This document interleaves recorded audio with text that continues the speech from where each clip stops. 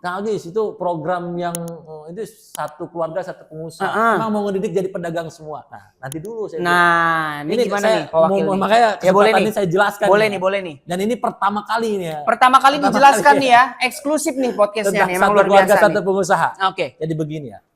Ada cerita apa Pak di belakang itu Pak? Aduh, bisa dibilang apa namanya ya. Kalau saya ngomongin orang itu tuh kadang ini banget, agak cengeng gitu ya. Ya intinya beliau ini salah satu role model gitu ya. Role model saya hingga saya kemudian seperti ini gitu ya. Makanya tadi saya sampaikan di awal, beliau itu mengajarkan bahwasanya ya hidup itu ya harus bisa bermanfaat buat orang lain. Setuju. Dan beliau ini tidak hanya ngomong tapi dia buktikan gitu kan. Makanya tiada hari tuh kapasitas SDM-nya masih kurang bagus. Betul. Kenapa? Ya tadi ketika ada ini makanya menarik nih. Ketika ada gunungan sampah di pinggir jalan sudah disikat tuh sama DLH 2-3 hari lagi numpuk lagi. Betul. Nah pertanyaannya kan berarti kan ada yang salah nih ya dari sisi SDM itu tadi. Nah makanya kemudian ini juga harus kita siapkan juga strateginya. Cuma kan memang yang namanya pengelolaan SDM kan kadang nggak terlihat.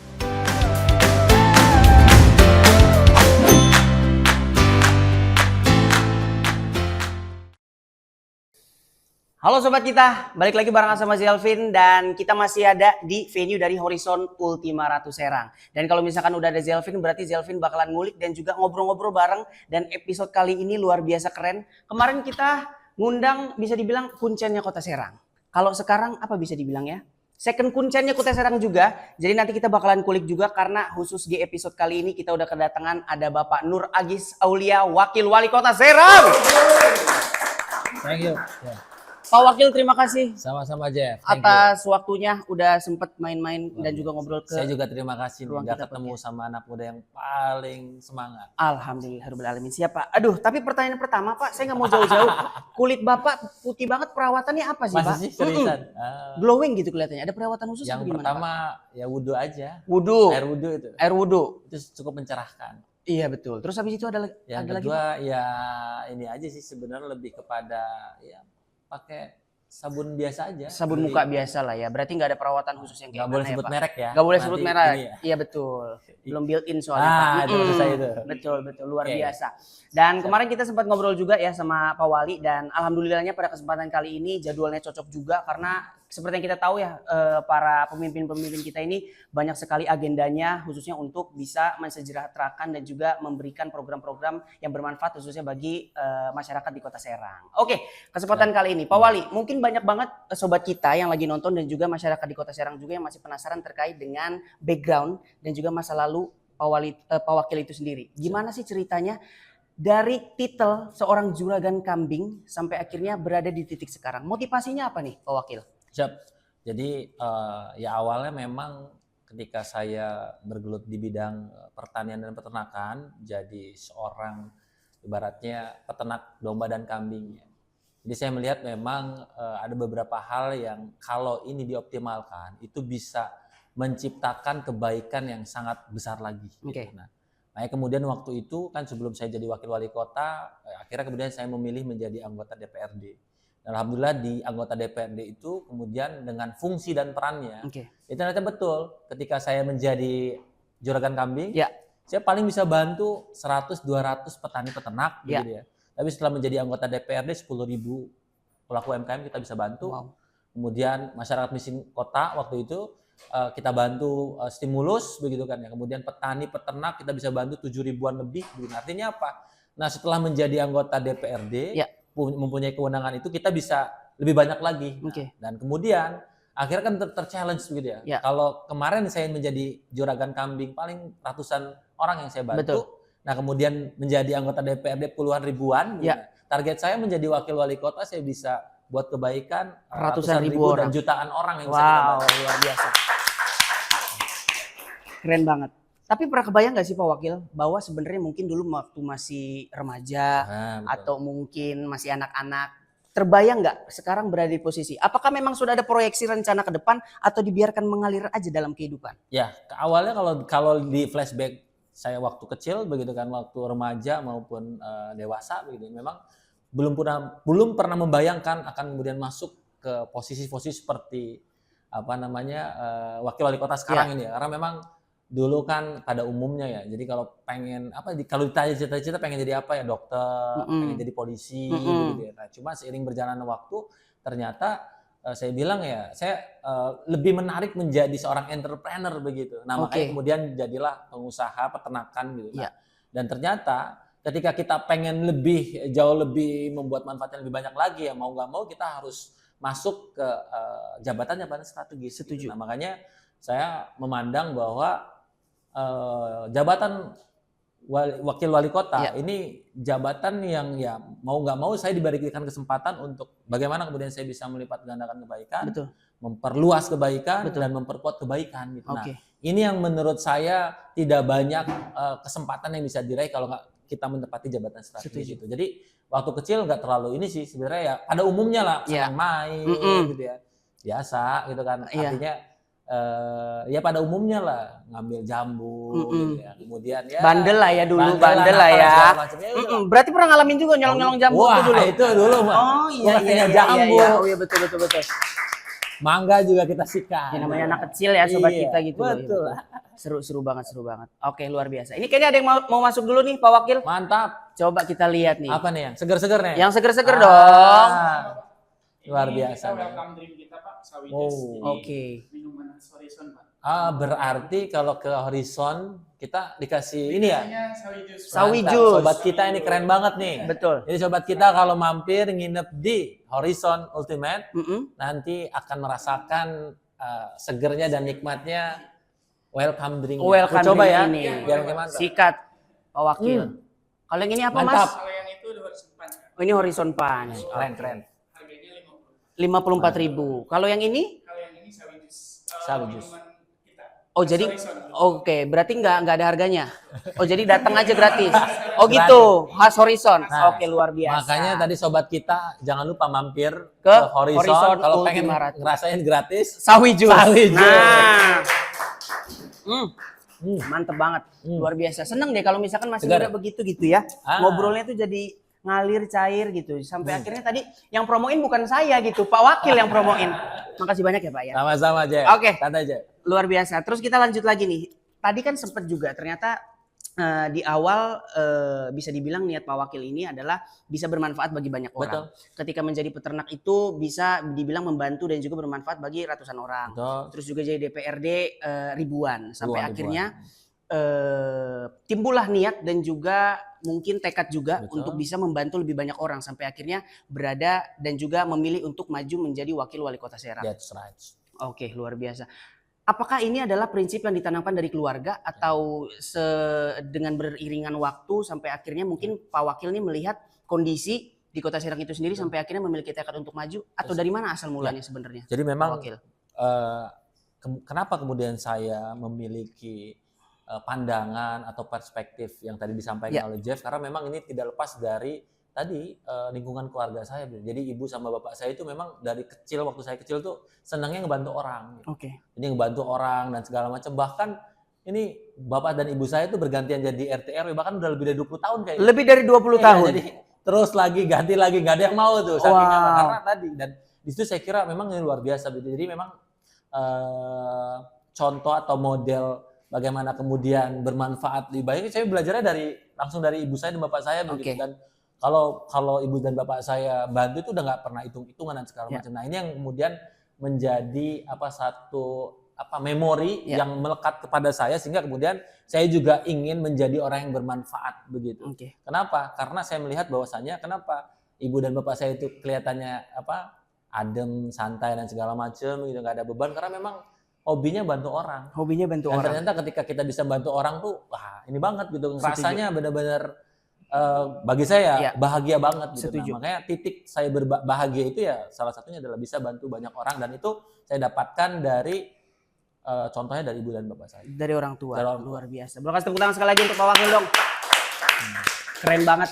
banyak pelajaran yang kita ambil karena setiap langkah khususnya mungkin khususnya pada para generasi muda juga nih ya Pak Wakil ya, banyak banget yang pengen membuat gebrakan dan juga mungkin meningkatkan dan juga mengharumkan nama daerahnya. Betul, ya udah setuju. intinya adalah satu, bagaimana caranya kita bisa bermanfaat dan juga eksekusi itu tadi. Dan yang terpenting adalah bagaimana caranya agar kita selalu mengingat orang tua kita. Mantap. Karena bagaimana jalannya juga kalau misalkan kita bisa membantu banyak orang, insya Allah berkahnya juga balik lagi ke kita gitu ya Pak Wakil.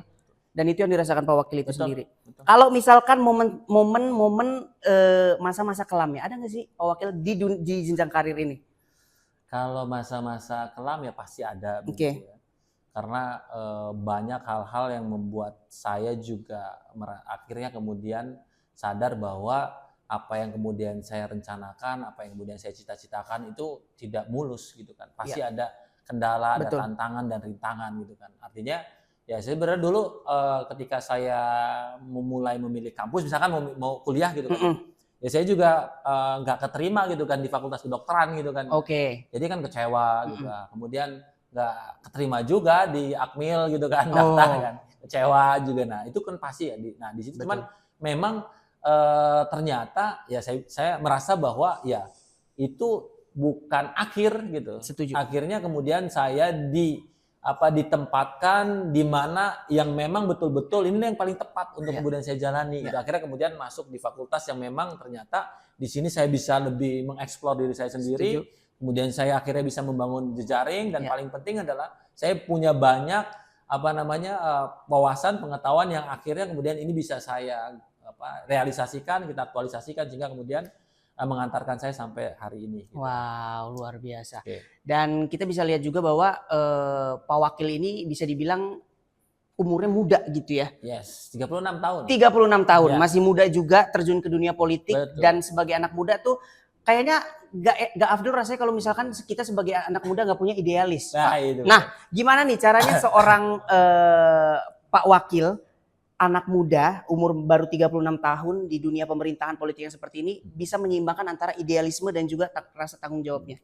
Ya, yang pasti sebenarnya begini, memang sebenarnya kalau saya flashback begitu ya, memang ini sudah saya rasakan ketika di DPRD ya, waktu saya jadi anggota dewan juga ternyata memang antara realitas kemudian dengan dengan idealisme itu kadang banyak yang kemudian bertentangan. Nah, akhirnya kemudian kita harus benar-benar bijak gitu ya, apa yang kemudian harus kita lakukan. Tapi prinsip saya adalah kalau memang itu bisa mendatangkan kebaikan lebih banyak lagi, kita prioritaskan gitu. Nah, yang jelas kita punya arahan dan goal yang jelas gitu, apa yang mau akan kita lakukan. Itu aja sih sebenarnya pada itu. Dan ketika kita dihadapkan sesuatu yang ini bisa, wah ini enggak idealis dan segala macam, nah tinggal bagaimana kemudian tadi kita juga nggak bisa ego gitu ya. Setuju. Makanya kita harus lihat realitas yang ada, kita sesuaikan, tapi goalnya tetap sama, yaitu kebaikan untuk banyak orang. Nah, ini yang kadang membuat indah. Dan ada beberapa hal yang mendukung akhirnya kemudian saya bisa tetap balance antara idealisme dan beberapa yang memang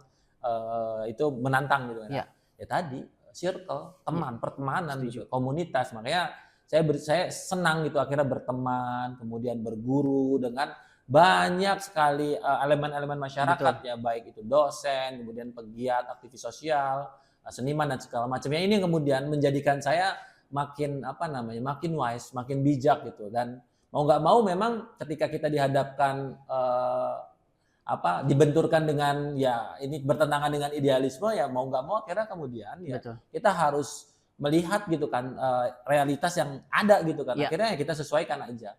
Nah ini memang challenge, dan bagi saya memang apalagi kan di dunia politik ya, gitu. Kemudian sekarang saya masuk di dunia birokratis dan kita harus jujur katakan bahwa ya nggak ideal begitu. Nah tapi kalau misalkan kemudian kita bisa mewarnai gitu kan ya, kenapa enggak gitu. Nah asalkan tadi sebenarnya kalau saya prinsipnya selama itu tidak melanggar hukum syariat gitu, hukum hukum yang ada di Indonesia ini ya, kemudian ini bisa mendatangkan kebaikan ya kita ini kan. Makanya kita milih ya mana sih banyak yang meminimalisir mudorot lah gitu. Kita pilih yang memang banyak kebaikannya. Nah itu jadi kunci sih, bagaimana kemudian membalancekan, menyeimbangkan antara idealisme dengan realitas yang itu sangat bertentangan. Betul luar biasa. Dan sebenarnya juga kalau misalkan dari penjelasan Pak Wakil tadi sobat kita, bahwa segala sesuatu yang dilakukan itu belajarnya juga butuh proses ya Pak ya. Betul. Dengan ketemu dengan elemen masyarakat yang bermacam-macam profesi itu tadi, betul. Sampai akhirnya membuka apa ya, bisa dibilang mungkin wawasan atau point of view lain gitu loh. Setuju. Jadi makanya luar biasa. Bagi saya, ya saya sih beruntung ya. Saya pernah sekolah saya SD di Bayangkari ya. Di situ kan memang dekat kepolisian, jadi agak inilah. Kemudian saya di SMP Mardiwana, di mana itu banyak teman-teman saya yang memang berbeda agama. Betul. Kan. Dari Katolik, Protestan, kemudian Hindu, Buddha. Di situ kemudian saya belajar toleransi. Dan di SMA sampai kemudian di Yogyakarta, di situ saya punya teman yang multi suku gitu kan. Nah, di situ kemudian akhirnya saya belajar betul begitu bagaimana bahwa ya memang kita ya berbeda gitu. Tapi kemudian perbedaan ini bukan menjadi halangan kita untuk kemudian menjadi bermusuh dan segala macam, tapi ini merupakan anugerah dan jadi asik, makanya hidupnya lebih berwarna lagi. Makanya ini yang kemudian kita ini kan. Makanya concernnya adalah bagaimana kemudian kita bisa menyeimbangkan aja sih antara idealisme, kemudian tadi yang pasti ya kita harus sadar bahwa setiap kebaikan itu pasti ada balasannya. Betul, setuju. Boleh kasih tepuk tangan untuk Pak Wakil. Setiap kebaikan pasti ada tujuannya. Boleh kita minum lagi Pak? Aduh, tadi berat banget pembahasan kita ya, luar biasa. Tapi Pak Wakil nggak ada ngopi? Saya ngopi jarang. Ngopi jarang. Kalau lagi baik pikiran mungkin, itu baru ngopi. Berarti sekarang lagi nggak baik pikiran nih sobat kita. Soalnya lagi nyawi. Betul, cakep. Enjoy aja. Oke, Pak Wakil. Ini kan bisa dibilang Pak Wakil ini menjadi representasi anak muda yang ada di Kota Serang juga. Agar bisa berani juga memberikan perubahan, khususnya manfaat juga bagi Kota Serang. Dan zaman sekarang nih banyak banget, sekarang kan generasi Z, anak-anak muda itu suka malas kalau misalkan untuk terjun ke dunia yang tidak di passionnya. Betul. Dan tadi berdasarkan dari cerita yang udah Pak Wakil ceritain gitu ya, bahwa awalnya pengen masuk fakultas kedokteran, sampai akhirnya ternyata tidak diterima, masuk lagi yang lain. Dan di situ ternyata banyak sekali pengalaman dan juga di mana Pak Wakil bisa mengeksplor diri. Betul. Ada tips gak sih? Atau mungkin saran untuk generasi Z sekarang yang mungkin lagi bingung nih, pengen ikut terjun ke passion tapi gak bisa nih, gak ada kesempatannya. Apakah gue ini harus mencoba hal yang baru atau kayak mana nih? Bisa disampaikan gak Pak Wakil? Tips and triknya nih untuk generasi muda kita. Ya kalau saya sih, kalau memang ini tidak sesuai dengan passionnya, yang pertama memang kita tidak serta-merta kemudian menolak gitu ya. Ya kita coba jalani dulu aja. Kita jalani dulu. Nah barangkali begitu kan, seiring berjalannya waktu, ternyata ini yang terbaik. Karena prinsip saya adalah apa yang menurut kita baik itu belum tentu baik di mata Allah Subhanahu Wa Taala. Setuju. Tapi kalau itu menurut Allah itu baik, pasti baik. Begitu. Makanya apa? Kadang begitu kita ngerasa itu yang terbaik buat gua, betul, gitu ya. Betul. Padahal nyatanya sebenarnya bukan itu. Gitu. Karena itu mungkin egoisme atau perspektif dari kita sendiri. Padahal yang terbaik itu ini. Karena memang ketika saya masuk ini ternyata setelah di sini cocok ya ternyata ini. Nah ini yang kemudian makanya kita pertama harus positive thinking. Setuju. Ya. Jadi positive thinking supaya melahirkan positive feelingnya juga. Nah, positive thinking yang membuat positive feeling. Ya, sehingga kemudian kita bisa lebih jernih melihat kondisi yang sekarang dirasakan. Kalau ternyata memang ngerasa ini bukan passion gua, kok gua ngerasa segala macam. Nah, pertanyaannya kan kalau memang belum dijalani kan belum dirasakan. Jadi masih di awang-awang. Kita jalani dulu aja seperti apa. Kemudian makanya tadi kita harus positive thinking dulu biar positive feeling supaya ini bisa dijalani, nanti akhirnya kemudian ketemu apa yang kemudian menjadi yang terbaik. Nah, kalau memang kemudian bisa ada jeda waktu ya yang paling penting ya, karena waktu itu saya ingin meyakinkan apakah benar passion saya itu menjadi pengusaha gitu ya. Karena waktu itu ketika saya memutuskan resign dari BUMN begitu kan ya. Karena saya merasa passion saya ini pengusaha. Makanya saya akan coba untuk menjadi entrepreneurship selama 2 tahun. Apakah betul? Nah, ternyata memang setelah dijalani dan segala macam nah akhirnya ini yang kemudian saya geluti sampai saat ini. Nah, artinya memang kita juga kadang harus positive thinking. Betul. Ya positive feeling, kemudian jalani dulu aja, kemudian baru kita evaluasi. Nah kira-kira mana yang kemudian ini yang bisa betul-betul tepat untuk dijalani, bukan langsung ini bukan ini segala macam. Akhirnya kemudian mencari alasan pembenaran, kemudian macam-macam lah. Yang ini yang akhirnya ya kita nggak ini lagi, nggak objektif lagi, sehingga kadang kita terjebak sama passion kita dan sehingga ya merasa dirinya itu agak gimana begitu. Iya, malah jadi nggak berkembang gitu. Jadi, makanya stuck gitu. Biasanya orang stuck tuh kayak gitu tuh. Iya. Jadi overthinking gitu. Terlalu banyak planning di kepalanya sampai akhirnya mereka nggak ada eksekusi sama sekali sebenarnya. Jadi yang terpenting tadi kalau misalkan sobat kita nangkep bahwa sebenarnya kalau misalkan kita udah berada di zona mungkin yang kurang nyaman buat kita, jalanin aja dulu. Coba aja dulu. Siapa tahu apa yang kita pilih itu bagus belum tentu bagus. Menurut Allah gitu ya. Karena kalau misalkan Allah udah bilang bagus, insya Allah jalannya juga nanti bakal dimudahkan dan juga nanti ke depannya. Udah kayak penceramah gak gue ini, ha?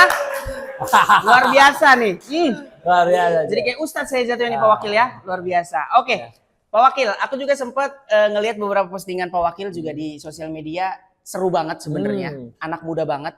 Kayak misalkan nonton konser, pergi kemana-mana ke masyarakat juga pakainya kaos, santai aja. Banyak yang komplain gak sih Pak? Betul, ya.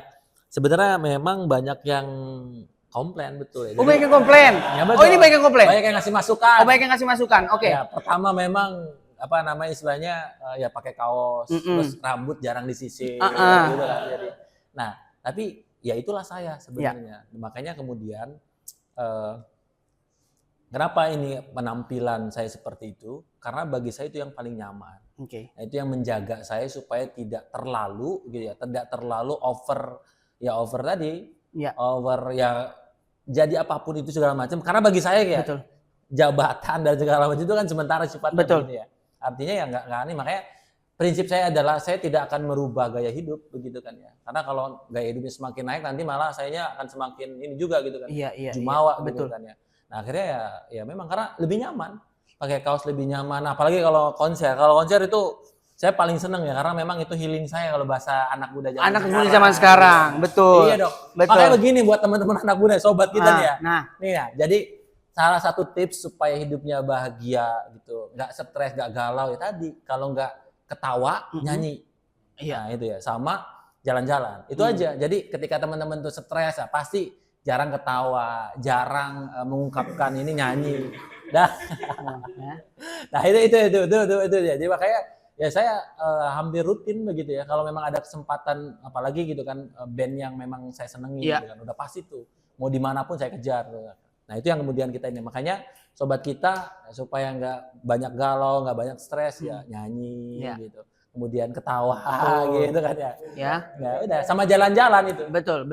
Tuh ya sobat kita. Jadi kalau misalkan kamu mungkin banyak pikiran, banyak cicilan ya. Gak usah terlalu dipikirin. Yang penting gimana caranya kita bisa menikmati hidup. Kalau misalkan versinya Pak Wakil tadi disaranin juga kalau nggak ketawa, nyanyi, jalan-jalan, itu boleh juga gitu ya. Jadi santai aja, jangan terlalu pusing. Kalau misalkan kalian ngelihat Pak Wakil ketawa-tawa, sebenarnya banyak sekali tanggung jawab di belakang dirinya gitu loh. Tapi dia tetap bisa enjoy the life dan juga jangan terlalu dibuat pusing lah, overthinking ya Pak Wakil ya. Jadi dibuat santai aja gitu. Dan kalau misalkan tadi kita ngebahas ke gayanya yang santai dan juga suka nonton konser, ternyata banyak sekali juga yang memberikan saran. Tapi ya udah, memang diri gue begini mau kayak mana lagi gitu loh. Jadi sebisa mungkin juga mungkin ada beberapa orang-orang juga kalau misalkan terlalu rapi juga kita agak segen juga nyapanya nih Pak. Nah itu juga salah satunya tuh. Karena bagi saya itu kan saya sih sebenarnya memang dulu kan agak introvert ya. Introvert dulunya. Jadi nggak seneng keramaian begitu nih ya. Nah kenapa? Yang ada yang saran kenapa? Karena mungkin berjarak. Nah makanya saya berpikir gimana supaya nggak berjarak. Ya udah tampil apa adanya aja. Ya orang nggak ngeliat ya sama aja gitu ya. Setuju. Karena memang kan saya sama Jeff kan nggak ada bedanya begitu. Iya betul. Ini kan sama aja sebenarnya kan manusia biasa. Yang beda ini kan cuman amalnya aja begitu. Iya betul. Nah makanya ya apalagi jabatan. Jabatan paling 5 tahun kita nggak tahu lagi. Gitu. Makanya ya saya tetap apa adanya aja. Apa adanya menjadi diri sendiri ya Pak Wakil. Karena lebih happy. Lebih happy, betul Jeb. Daripada berpura-pura capek juga ya Pak. Nah itu apalagi capek, nanti gayanya berbeda segala macam. Bosnya bos. Gitu. Repot. Pusing nanti ini. Repot sobat kita. Intinya nanti kita diatur begitu. Iya benar. Gak jadi diri sendiri. Gak jadi diri sendiri capek. Capek banget. Betul luar biasa. Oke kita masuk ke bisa dibilang juga pembahasan terkait dengan pemerintahan nih Pak Wakil. Pak Wakil dengan Pak Wali, bagaimana nih untuk pembagian tugasnya dalam menjalankan roda pemerintahan di Kota Serang itu sendiri? Ada perbedaankah Pak Wali fokus di sini, Pak Wakil fokus di sini, atau bareng-bareng Pak? Ya, Kalau ini kan sudah disampaikan gitu ya ketika kampanye. Jadi memang concernnya Pak Wali adalah pembangunan fisik. Oke. Nah, concern saya adalah pembangunan SDM. Oke. Gitu. Makanya ini juga sering dikeluhkan gitu. Pak Wali sering program-program pembangunan, mana Pak Wakilnya? Karena memang saya posisinya adalah pembangunan SDM itu tadi. Gitu kan nggak perlu turun semua juga gitu kan. Mungkin kan netizen kan mencari-cari begitu kan. Tapi bagi saya tadi karena kita juga ya sebenarnya kita komunikasi dengan beliau dan saya memang concern. Makanya ada beberapa program yang sudah saya siapkan. Tinggal tunggu tanggal mainnya gitu. Tinggal tunggu tanggal baru mainnya. Nanti saya keluar gitu nah, kan. Ya. Tinggal tunggu mainnya saja. Nah, nanti keluar tuh. Tapi ya tadi itu juga kan memang kan sesuai aturan dan segala macam kan memang wali kota sama wakil wali kota kan sudah ada perannya masing-masing gitu. Nah, tinggal bagaimana kita menyesuaikan gitu kan. Makanya concern aja gitu dan menurut saya ini justru akan saling melengkapi. Ya. Jadi ketika kayak misalkan pembangunannya berjalan bagus, baik kan. Kalau ternyata SDM-nya nggak bagus, itu juga sama aja. Setuju. Kayak misalkan kita ngomongin tentang bagaimana sungai itu bisa bersih gitu ya. Oke, dibangun tuh drainase dengan baik segala macam. Pertanyaannya kalau SDM-nya masih buang sampah sembarangan, percuma aja. Makanya biarin infrastruktur dibabat tuh sama Pak Wali gitu kan, supaya betul-betul kelihatan pembangunan di Kota Serang yang bisa mengatasi seluruh persoalan yang ada. Kemudian saya akan concern bagaimana membangun tadi SDM-nya tadi supaya punya kesadaran yang bagus juga. Dan namanya tantangannya di kita memang itu infrastrukturnya jelek, mohon maaf gitu ya. Kapasitas SDM-nya masih kurang bagus. Kenapa? Ya tadi ketika ada ini makanya menarik nih. Ketika ada gunungan sampah di pinggir jalan sudah disikat tuh sama DLH 2-3 hari lagi numpuk lagi. Betul. Nah, pertanyaan kan berarti kan ada yang salah nih ya dari sisi SDM itu tadi. Nah, makanya kemudian ini juga harus kita siapkan juga strateginya. Cuma kan memang yang namanya pengelolaan SDM kan kadang nggak terlihat. Selain itu memang saya lebih kepada administrasi perencanaan aja sih dan memang supaya memang apa yang kemudian kita akan realisasikan baik itu dari janji 13 program itu benar-benar masuk ke dalam perencanaan supaya ini bisa dieksekusi gitu. Nah, jadi kuncinya sebenarnya komunikasi dan alhamdulillah sampai saat ini ya saya dengan Pak Wali komunikasinya alhamdulillah lancar gitu, semua ya. Sesuai dengan sesuai komunikasi. Pak Wakil ngurusin ini ya, saya yang ini ya.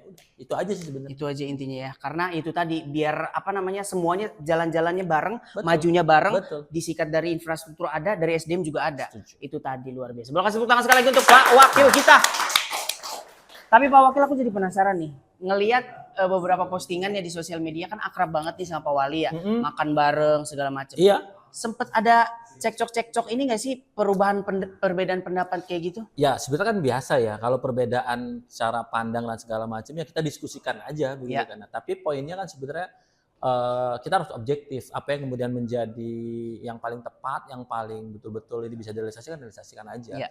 Jelaskan mungkin ini harusnya begini, nah itu biasa tuh. Tapi ya selama ini sih sebenarnya belum pernah gitu ya terjadi perdebatan yang cukup inilah besar lah ya, nggak ada tuh ya. Nggak ada karena memang betul-betul itu apa yang kemudian sudah menjadi ide karena ini luar biasa Pak Wali Kota ini mimpinya, idenya itu luar biasa dan beliau kan tipe orang yang memang gercep ya. Jadi memang harus ketika ada masalah itu harus pengen langsung diselesaikan hari itu juga gitu. Nah ini yang kemudian luar biasanya beliau gitu. Tapi memang kan dalam birokrasi juga kadang kita harus menyesuaikan dengan perencanaan itu dan kemudian ini juga secara administrasi juga harus rapi. Nah kita tinggal melengkapi aja. Makanya ya mau nggak mau kemudian saya harus betul-betul mengawal apa yang menjadi program Pak Wali kemudian bisa terrealisasi dengan baik. Nah ini yang menjadi concern saya juga. Concern juga ya. Wow luar biasa. Kalau tantangan terbesarnya apa sih Pak Wakil ketika dirimu ini menjabat menjadi Wakil Wali Kota Serang? Tantangan terbesarnya sih lebih kepada mungkin selama ini mungkin tantangan-tantangan tadi terkait mungkin orang-orang terdekat lah ya. Orang-orang terdekat lah begitu. Kadang pembisik ini kan juga macam-macam ya. Ada yang punya kepentingan ini itu dan segala macam. Nah makanya kemudian kalau saya sih lebih kepada ya objektif aja. Selama ini masuk ke dalam 13 program yang menjadi benar-benar janji Budi Agis kita realisasikan. Pasti direalisasikan. Selebihnya sih alhamdulillah sih masih tetap jalan ya walaupun kritikan, saran ya biasa sebenarnya yang namanya perubahan itu pasti akan menimbulkan dinamika gitu. Makanya saya selalu mengingatkan Pak Wali nggak apa-apa biarkan aja begitu. Nanti yang pasti kita buktikan. Makanya kuncinya adalah ya ini aja menjawab apa yang menjadi kritikan, Betul. apa yang menjadi istilahnya masukan, saran dan segala macam ya. Kita jawab aja dengan hasil karya aja. Setuju. Makanya concernnya di situ. Makanya kita nggak usah ambil pusing karena kalau kita ambil pusing agak repot juga. Setuju. Gitu. Itu sih. Karena sebagus apapun kita kalau misalkan di mata orang yang nggak suka kita, ya kita bakal jelek terus gitu loh.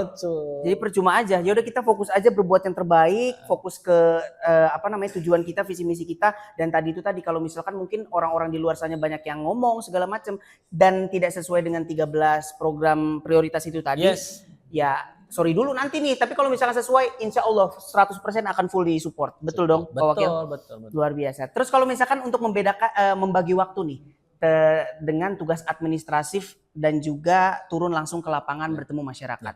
Ada jadwal khususnya ataukah dibiarkan mengalir seperti air saja? Kebetulan saya kan memang basically orang yang tertib manajemen gitu kan. Oke. Ya kita buat manajemen prioritas gitu kan. Nah, kita buat schedule dan paling penting sebenarnya kalau saya kan orientasinya adalah di output outcome ya. Jadi memang betul-betul kita sesuaikan aja. Makanya saya sih agak strike gitu ya. Kalau memang ternyata ini bukan menjadi prioritas ya kita bisa kita bisa nggak harus kemudian memprioritaskan itu aja. Jadi benar-benar ya. Jadi kata kuncinya disiplin sebenarnya. Disiplin itu tadi. Kalau memang pas harus turun ya turun. Ya. Concern di situ. Pas harus memang betul-betul kita melakukan diskusi atau ke situ gitu. Nah, sehingga supaya pikiran gitu nggak kemana-mana. Karena kan luar biasa ya. Karena ini juga pengalaman saya ya 3 bulan juga. Jalan ke 3 bulan ini juga challenge-nya luar biasa gitu. Kadang gitu kan ya ternyata banyak banget gitu masalahnya, banyak banget kemudian ini. Apalagi kalau kita ngikutin permintaan netizen. Kan luar biasa kan habis. Pak ini kotor, Pak ini bolong, Pak ini sampahnya numpuk, Pak ini segala macam, Pak ini kita gimana caranya utangnya lunas gitu. Aduh, udah personal tuh. Jadi kan itu banyak Bos. Makanya banyak ya. Saya pernah buat story juga bahwasanya tugasnya kepala daerah itu gitu kan ya, tadi melayani masyarakat ya, yang memang betul-betul tadi bukan kemudian utang dibayarin itu semuanya aja gitu. Repot banget. Nah, makanya ini yang menjadi catatan juga memang ini sebenarnya memang mungkin kita perlu edukasi juga sih. Apa sih yang menjadi tugas kepala daerah atau wakil kepala daerah ini juga harus tahu ke masyarakat supaya tadi jangan sampai kalau ya dari orang ngehamilin orang lain dan segala macam banyak minta gimana ini nih. Waduh. Ini juga banyak miskonsepsi juga nih mungkin dari teman-teman juga nih ya sobat kita. Jadi harus dipahami juga. Semoga aja ini bisa menjadi edukasi dan juga informasi juga Pak Wakil bahwa ya memang mereka pejabat, memang mereka pemimpin, tapi ada beberapa tupoksi dan juga tanggung jawab yang di luar ranah mereka gitu. Kayak tadi bayarin utang personal tuh udah nggak masuk tuh, itu ada udah beda selingkuh, tuh. Bos. Selingkuh tiba-tiba curhat ke Wakil apa ceritanya? Mau datang gitu loh ke pelapornya gitu, repot kepanjangan nih sobat kita ya. Pak, saya diselingkuhin Pak, tolong ada Pak ini segala macam maksud sih Pak. Ada yang begitu ada yang DM saya macam-macam gitu ya. Yang salah dibaca lagi sama Wakil tuh. Itu dia tuh. Nggak asik aja sebenarnya. Asik aja ngebacain DM ya. Ada juga gitu ya. Ada juga yang begitu-gitu ya. Seru banget. Nah kemarin sempat ngobrol juga sama Pak Wali nih Pak Wakil terkait dengan program anak mudanya khususnya di Kota Serang. Terus kemarin tuh Pak Wali bilang kalau misalkan pengen lebih detail lagi langsung nanya aja ke Pak Wakil. Nah anak muda di Kota Serang ini banyak dan Zelvin yakin kreatif. Ada wadahnya atau program khusus gak sih dari pemerintah Kota Serang itu sendiri? Jadi saya ini dengan tim sedang menyusun ya khususnya sebuah panduan ya buku ya, ada 3 nanti mungkin ya yang akan dikeluarkan dari Pak Wali dan saya ya bersama tim yang sedang menulis. Yang pertama adalah satu keluarga satu pengusaha. Satu keluarga satu pengusaha. Atau biasa disebut Serangpreneur. Kemudian buku yang kedua adalah terkait tentang Serang bersih. Bagaimana penanganan sampah dan lingkungan. Kemudian yang ketiga adalah Serang cerdas ya. Akses beasiswa. Karena saya dan Pak Wali itu mapping bahwasannya anak muda itu ya interestnya ya kalau enggak dia melanjutkan kuliah berarti beasiswa. Betul. Kemudian dia menjadi entrepreneur, jadi pengusaha. Ya, ekonomi kreatif segala macam. Kalau enggak yang ketiga tadi entrepreneur dan tadi dia punya concern ke lingkungan. Bersih kita tadi. siapkan. Makanya ini yang menjadi guide kita nanti bahwa kalau apa sih nanti program untuk anak muda di bidang kewirausahaan nanti ada bukunya. Ada bukunya. Ada bukunya. Wow. Jadi inilah yang akan kita sikat selama 5 tahun. Kemudian kalau kita ngomongin tentang lingkungan juga ada nih kita ini kan. Wow. Kemudian kita ngomongin tentang tadi cerdas pendidikan ada juga betul. di sini gitu. Nah, ini sebenarnya concern kita karena memang target saya begitu ya. Jadi ya mungkin dari 13 program itu nanti kita keluar 13 buku gitu ya. 13 buku 13 rencananya. buku, sebagai tadi gagasan, inovasi yang akan kita lakukan untuk Kota Serang. Supaya apa? Supaya jelas juga nih idenya, oh ini gagasan seperti ini. Sehingga nanti semua ya kan, karena kan gini, kita ingin berharap gitu ya, ibaratnya semuanya jelas gitu. Oh ini loh gagasannya, konsepnya seperti ini, realisasinya seperti segala macam. Supaya nanti ada bayangannya ke depan seperti apa. Nah makanya nanti kita coba fasilitasi untuk anak muda yang jelas ya ke depan anak muda Kota Serang itu saya menginginkan gitu ya. Dia bisa menjadi dirinya dia sendiri ya. Kalau dia pengen pengen melanjutkan kuliah nanti dia bisa ikuti program Serang Cerdas. Dia bisa dapat akses beasiswa baik dalam maupun luar negeri. Kalau dia memang konsen di lingkungan juga ada di situ. Serang Bersih. Nah, Serang Bersih dan insya Allah kalau memang dia pengen konsen menjadi entrepreneur dia juga bisa ke situ. Serangpreneur. Betul ya. Wow. Ya sebenarnya selain 3, memang kalau sekarang 3 nih, dari 2025 konsen saya 3. Ya, semoga nanti bulan Oktober November lah bisa rilis lah ya. Amin. Supaya 2026 itu sudah mulai jelas. Betul. Karena banyak yang nanya katanya, Kang Agis itu program yang itu satu keluarga satu pengusaha. Emang mau ngedidik jadi pedagang semua. Nah, nanti dulu saya. Nah, ini gimana nih Pak Wakil? Makanya ya boleh nih saya jelaskan. Boleh nih. Dan ini pertama kali nih ya. Pertama kali dijelaskan nih ya. Eksklusif nih podcastnya. Memang luar biasa nih. Satu pengusaha. Oke. Jadi begini ya. Persoalannya adalah bagaimana kita membangun mindset ya atau spirit entrepreneurship, spirit kemandirian, spirit inovasi, ini spirit kreativitas. Karena menurut saya ya ini kata kuncinya kalau pengen melahirkan SDM yang unggul. Gitu ya. Nah pertanyaannya bagaimana menciptakan itu? Makanya kemudian satu pengusaha itu bukan kita mendidik orang jadi pedagang gitu kan. Karena beda antara pedagang sama pengusaha. Bedanya seperti apa? Contohnya ketika kita beli kopi, biji kopi sekilo misalkan 10.000 dijual sama pedagang, dijual begitu kan ya ke konsumen di 15.000, untung nggak? Untung. Tapi pertanyaannya udah disebut pengusaha atau belum? Masih penjual itu. Itu pedagang. Pedagang, pengusaha betul. Seperti apa? Yang sekilo itu diambil 1 sendok begitu kan ya, kemudian dijadikanlah kopi, misalkan kopi kami ya. Jadi ada brandingannya, ada kemasannya kangen, kayak gitu. Jadi harganya lebih berapa tuh? Lebih naik berkali lipat, 20.000 kan ya, cuma betul. sesendok. Nah, itulah ada sisi inovasi. Nah, jadi kita menginginkan nanti ke depan gitu ya, SDM di Kota Serang anak muda itu tadi kreatif, inovatif, kemandirian. Nah, ini yang kemudian akan kita lahirkan. Bagaimana realisasinya? Kita akan mulai masukkan ini di dalam satu kurikulum. Bukan kurikulum ya, muatan lokal. Mulok, Ya, mulai dari mulai dari TK, PAUD, SD, SMP, SMA gitu. Nah, sehingga apa? Sehingga nanti ketika dia lulus SMA, dia siap gitu untuk apa? Untuk tadi menjadi entrepreneurship. Setuju. Boleh kasih tepuk tangan dong. Ini menurut Zelvin, iya dong. programnya sangat luar biasa juga. Daripada mungkin kan sekarang mungkin banyak orang juga yang mindsetnya tuh pengennya jadi BUMN, kerja karyawan apa segala macam. Dan ini nih yang kadang mungkin miss juga nih dari para orang tua juga, bahwa kalau misalkan kita jadi entrepreneur, jadi pengusaha, kita juga bisa sama keren sama orang-orang yang kerja yaitu tadi mungkin yang mimpi-mimpi kita yang selama ini. Karena zaman udah berubah ya Pak Wakil ya. Banyak sekali keterbukaan informasi dan juga banyak sekali peluang-peluang intinya yang bisa kita jalani itu tadi. Jadi makanya konsennya adalah membangun spirit entrepreneurship. Apa sih entrepreneurship itu? Gitu kan, spiritnya inovatif gitu ya, kreatif gitu, kemandirian gitu ya. Kemudian dia pintar membaca peluang. Nah, itu kalau SDM yang seperti itu kan, dan nggak mesti jadi kemudian pedagang dan segala macam begitu. Kenapa? Karena ketika kemudian dia jadi, jadi ASN. Tapi kalau dia punya spirit entrepreneurship, dia bakal lebih berbeda gitu kan. Dia lebih inovatif, kreatif. Nah, makanya kemudian ASN-preneur. ASN-preneur. Kalau misalkan dia pengen jadi teknisi gitu kan ya. Tapi kalau dia punya spirit entrepreneur, jadi teknopreneur. Gitu. Betul. Kalau dia pegiat sosial gitu kan ya. Nah, kalau dia punya spirit entrepreneur, jadi sosiopreneur. Artinya apa? Spirit ini yang harus ada di setiap warga masyarakat, khususnya anak muda di Kota Serang, supaya menjadi SDM yang lebih oke lagi. Karena memang menurut saya supaya daya saing juga naik. Setuju. Nah, ini yang kemudian akan kita ini kan. Makanya nanti praktikalnya apa, Kang? Nanti di tingkatan SD bisa jadi ada namanya market day, latihan tuh. Gimana cara jualan. Karena kan kalau misalnya kayak market day itu ngelatih bagaimana public speaking. Kepercayaan diri, bagian segala macam. Nanti di tingkat SMP bisa jadi kita latih bagaimana membuat produknya. Di tingkat SMA tentang bisnis plan-nya, sehingga nanti setelah keluar itu enak gitu. Nah, ini yang akan kita dorong supaya ada semangat baru. Jadi nanti warga Kota Serang itu punya spirit entrepreneur. Setuju. Itu yang nanti kita dorong dari program Satu Keluarga Satu Pengusaha. Wah, tuh Sudah dijelaskan ya sobat kita ya. Jadi bukan ujung-ujung didorong jadi pedagang, bukan. Jadi spiritnya itu, mindsetnya itu ada. Walaupun mungkin kamu profesinya ASN, kalau misalkan ada spiritnya itu tadi bisa menambah atau mendongkrak SDM itu tadi ya Pak Wakil ya.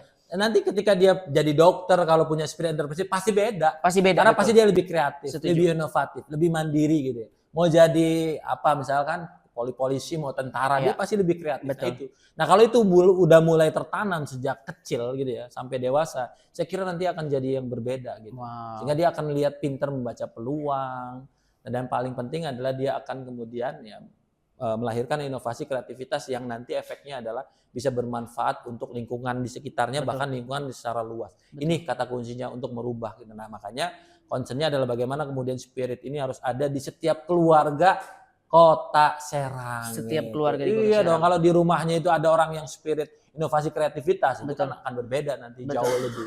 Betul. Itu luar biasa, keren sekali. Wow, mind blowing sekali. Ternyata programnya bisa dibilang ini bukan bermanfaat cuma 1-2 bulan doang, tapi bakalan panjang ke depan ya Pak ya.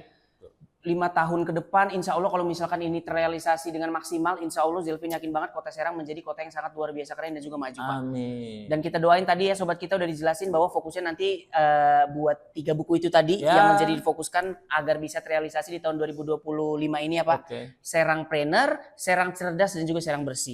Jadi kalau misalkan kamu punya bisa dibilang juga ketertarikan di bidang lingkungan, itu bisa ke fokus Serang Bersih. Kalau misalkan pendidikan bisa Serang Cerdas, dan kalau misalkan kamu pengen gimana caranya menjadi entrepreneur itu bisa ke Serangpreneur itu tadi. Good. Luar biasa. Keren. Minum dulu Pak. Wah, siap. Panjang banget tadi kita ngobrol ya. Ini keren banget.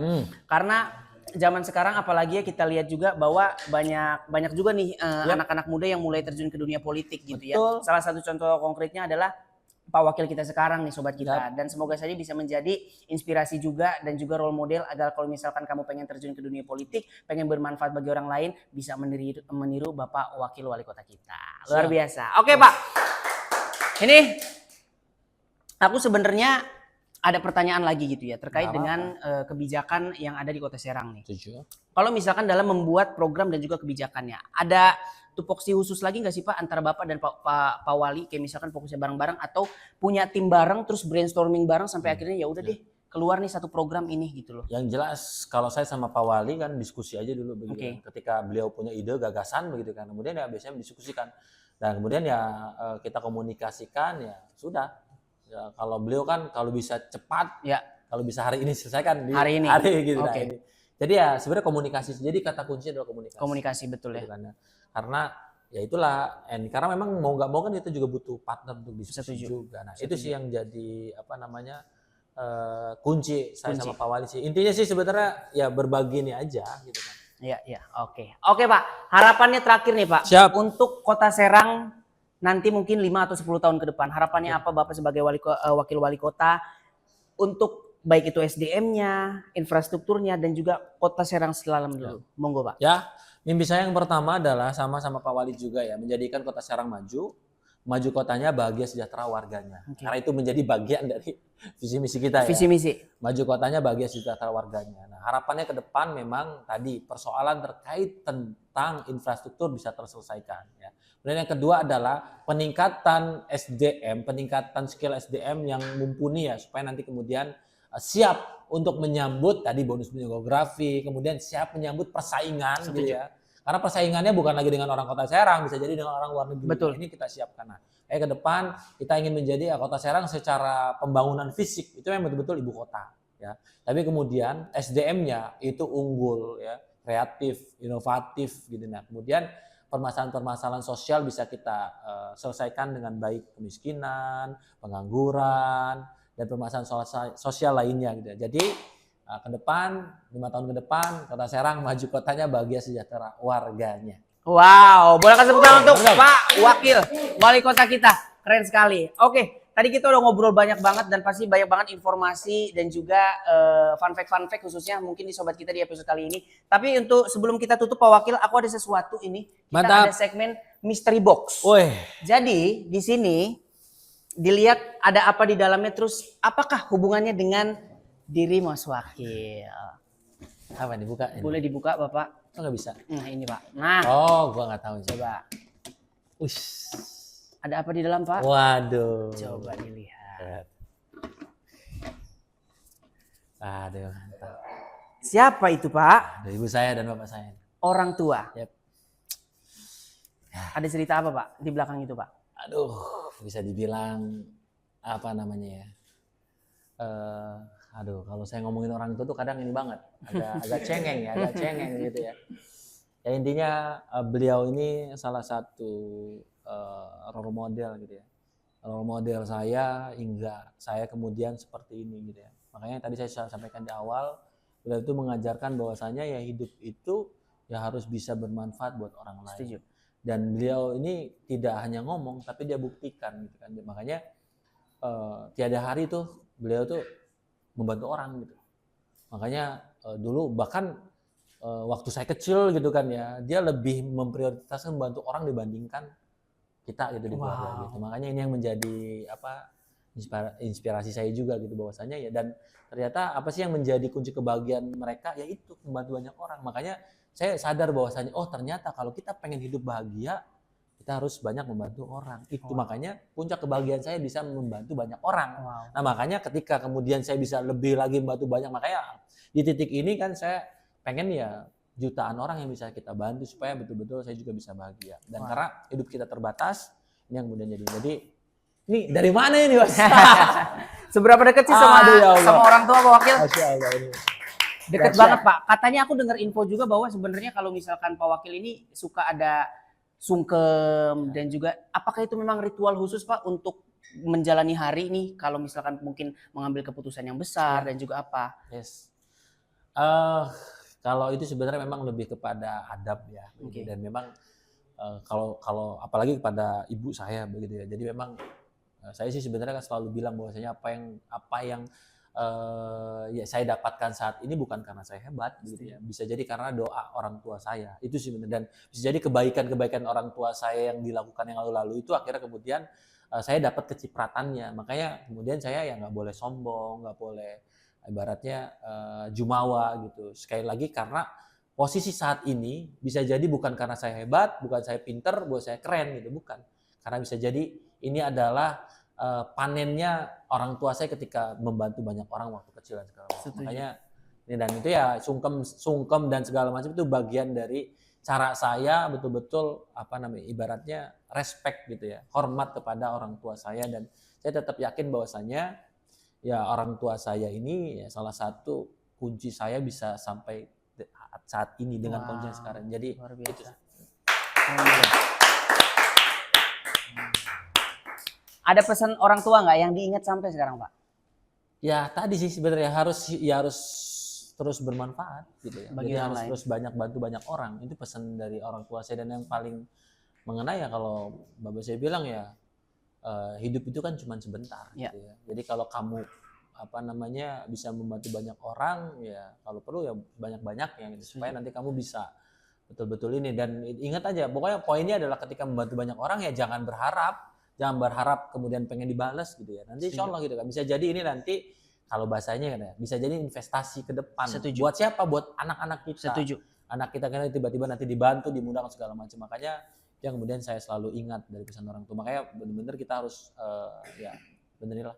Jadi ya alhamdulillah akhirnya kemudian pesan itu saya ingat sampai sekarang. Wow, luar biasa. Dan itu tadi ya sobat kita.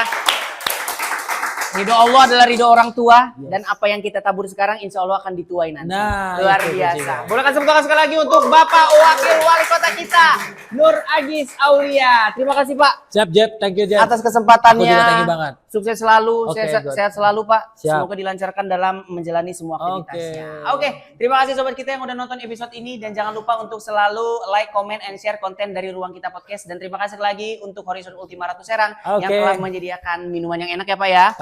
Mantap sekali.